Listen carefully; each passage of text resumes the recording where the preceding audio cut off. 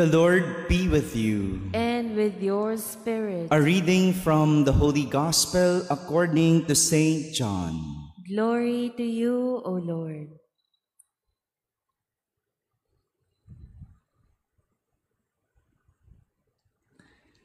Standing by the cross of Jesus were his mother and his mother's sisters, Mary the wife of Clopas, and Mary of Magdala. When Jesus saw his mother and the disciple there whom he loved, he said to his mother, "Woman, behold your son." Then he said to the disciple, "Behold your mother." And from that hour, the disciple took her into his home. After this, aware that everything was now finished, in order that the scripture might be fulfilled, Jesus said, "I thirst." There was a vessel filled with common wine. So they put a sponge soaked in wine on a sprig of hyssop and put it up to his mouth. When Jesus had taken the wine, he said, "It is finished." And bowing his head, he handed over the Spirit.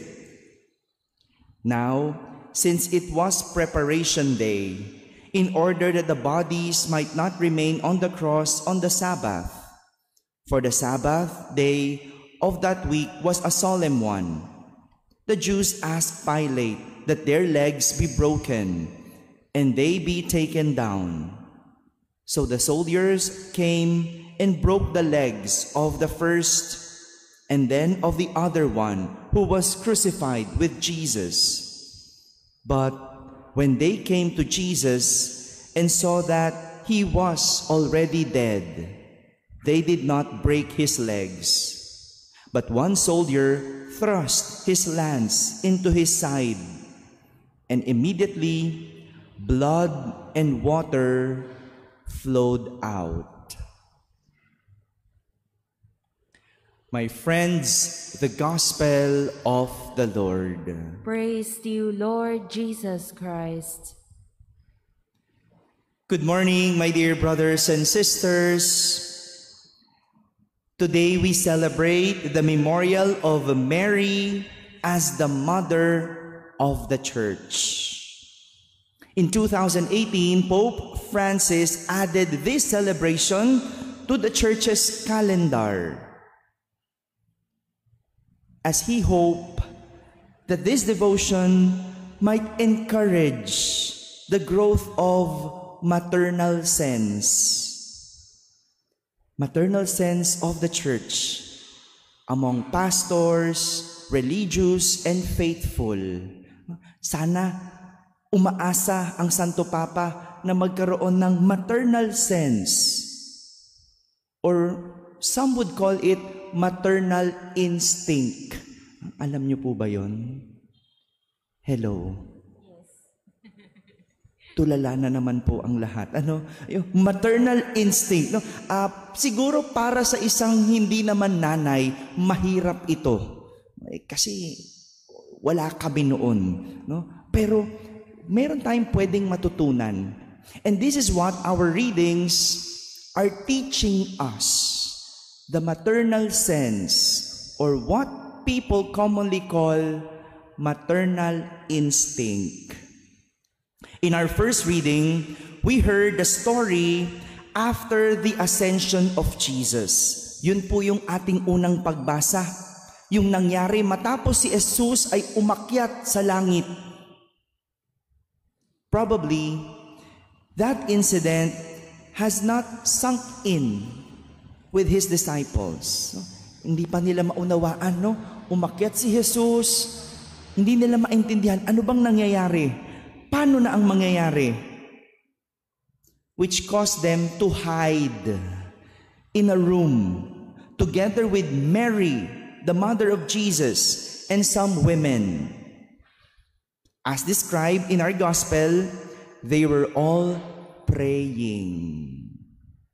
Siguro no, yung nararamdaman ng mga alagad, tuliro sila. Paano na sila? Nangangamba. They were worried. They have troubles. They have fears because wala na si Jesus. Parang kailan lang kasama nila si Jesus. Pero ngayon, they're full of troubles in their hearts. They do not know what will happen. They do not know what to do next. So they hide in a room. But with Mary and other women, they were all praying together. This is the maternal instinct of Mary. Whenever they are in trouble, afraid, worried, or anxious, she would always turn to God and pray. Kapag nangangamba, natatakot, nag-aalala, na-anxiety, si Maria laging nagdadasal sa Diyos. She would always turn to God and pray. Remember the story of the first miracle at the wedding feast in Cana? Naalala niyo pa po ba yon? Hello. Yes. Papaalala ko na lang po, no? Kung hindi naaalala nung iba, no? When everyone got worried because they ran out of wine, no? Alam niyo po noon, no, yung wine ang importante sa kanila. Sa mga handaan, no? Kung tayo kanin, no? Sa kanila wine, di ba? Pag nawala ng kanin sa atin, naku, nag-aalala yung naghanda. And during the wedding, they ran out of wine. So lahat ay nangamba, nag-alala. Ubus na yung wine, hindi pa tapos yung handaan. It was Mary who took the initiative to calm the people. Kalmahin ang mga tao by turning to Jesus. She talked to Jesus, and from there, she told the people to obey what Jesus would tell them. Then, the first miracle happened when Jesus turned the water into wine. When everyone gets in trouble or get worried, Mary always turned to God and pray. That's the first maternal instinct. Second, no? Samantala sa ating ebanghelyo naman na narinig, ibinibilin ni Jesus ang kanyang ina sa kanyang alagad na pinakamamahal at ang kanyang pinakamamahal na alagad sa kanyang ina habang si Jesus ay nakapako sa krus. This is what happened in our gospel. Binilin ni Jesus si Maria sa kanyang pinakamamahal na alagad at ang alagad sa pinakamamahal na ina. This is another instinct of a mother that is being shown to us by Mary, that when a child speaks, the mother listens. When a child speaks, the mother listens. Just like a crying baby, the mother becomes sensitive to attend to the needs of her child. Di ba ganon? Ang isang ina, kapag umiiyak ang kanyang anak, sensitive siya, nakikinig siya, pinakikinggan niya ang kanyang anak. Mary, as a mother, always listens to Jesus. Remember the story of the finding of Jesus at the temple? Naalala niyo po ba yun nung nawala si Jesus sa templo?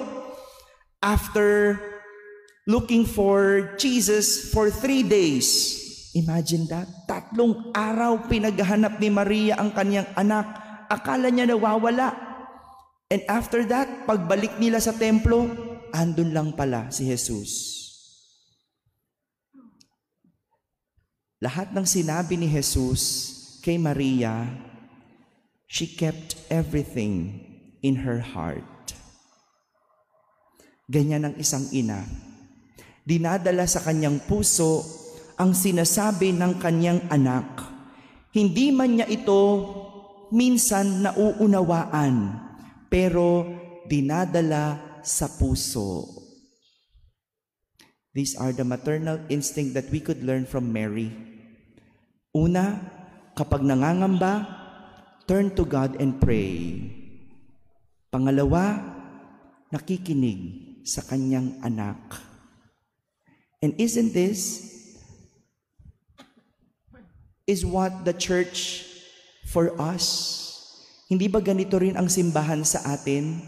Kapag tayo nag-aalala, nangangamba, na-anxiety at natatakot, tayo'y nagdadasal sa simbahan. Pumupunta tayo sa simbahan, tinatakbuhan natin ang Diyos. At ganoon din ang simbahan, nakikinig sa mga anak, sa mga hinaing ng anak, sa mga takot ng anak, just like a real mother. My dear brothers and sisters, there can only be instinct if there is a deep relationship. Mary's deep relationship with Jesus is the foundation of her motherhood, which the church shares and enjoys. Hindi natin maunawaan ang maternal instinct hindi dahil tayo ay hindi ina. Hindi natin ito mauunawaan kung wala tayong malalim na relasyon.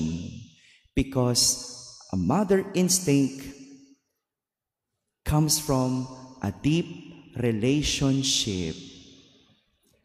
Amen.